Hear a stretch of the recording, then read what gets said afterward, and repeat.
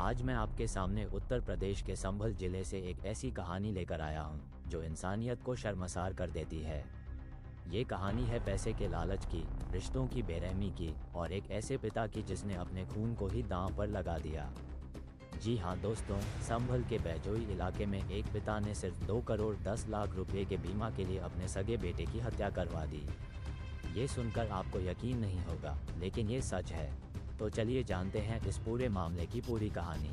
ये घटना उत्तर प्रदेश के संभल जिले के बैजोई क्षेत्र के दुर्गा कॉलोनी इलाके की है। यहाँ बाबूराम शर्मा नाम का एक 50 साल का व्यक्ति रहता था। बाबूराम की पहली शादी हुई थी और उससे एक बेटा भी था जिसका नाम था अनिकेत शर्मा। अनिकेत एक युवा लड़का था, अपनी जिंदगी में आगे बढ़ रहा था। लेकिन कुछ साल पहले बाबूराम की पहली पत्नी का निधन हो गया। इसके बाद 50 साल की उम्र में बाबूराम ने दूसरी शादी कर ली। उनकी दूसरी पत्नी का नाम था बाबली। अब यहाँ से कहानी में एक नया मोड़ आता है।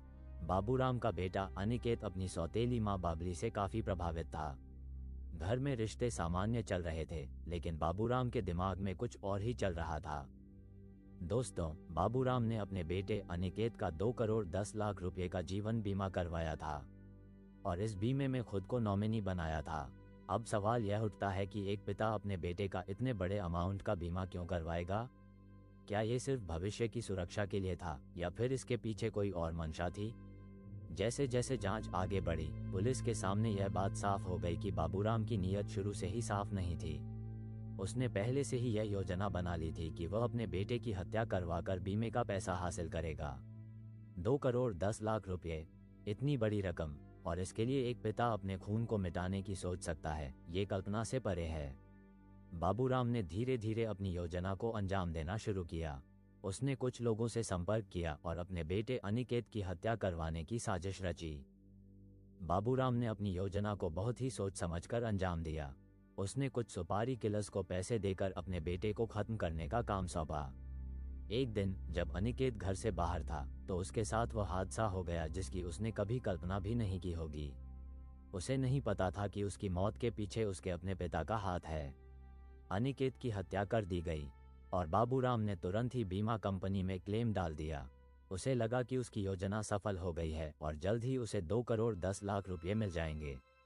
लेकिन दोस्तों, कहते हैं न कि खून का रिश्ता खून ही मांगता है। बाबूराम की यह साजिश ज्यादा दिनों तक छुपी नहीं रह सकी। जब पुलिस ने इस मामले की जांच शुरू की तो कुछ संदेहजनक बातें सामने आईं। अनिकेत की अचानक मौत, बड़े अमाउंट का बीमा और बाबूराम का तुरंत क्लेम करना, ये सब चीजें पुलिस को शक के घेरे में ले आईं। पुलिस ने गहन जांच शुरू की। जब अनिकेत के दोस्तों और परिवार के अन्य सदस्यों से पूछताछ की गई तो कई चौंकाने वाले खुलासे हुए। पुलिस ने जिन लोगों को बाबूराम ने हत्या के लिए सुपारी दी थी उन्हें पकड़ लिया। पूछताछ के दौरान उन्होंने पूरी सच्चाई उगल दी। ये साफ हो गया कि बाबूराम शर्मा ने ही अपने सगे बेटे अनिकेत की हत्या करवाई थी और इसके पीछे का एकमात्र मकसद था 2 करोड़ 10 लाख रुपए का बीमा क्लेम करना। पुलिस ने बाबूराम को गिरफ्तार कर लिया। उसके साथ साथ उसकी दूसरी पत्नी बाबली की भी भूमिका की जांच की गई। हालांकि इस बात की पुष्टि नहीं हुई कि बाबली इस षड्यंत्र में शामिल थी या नहीं।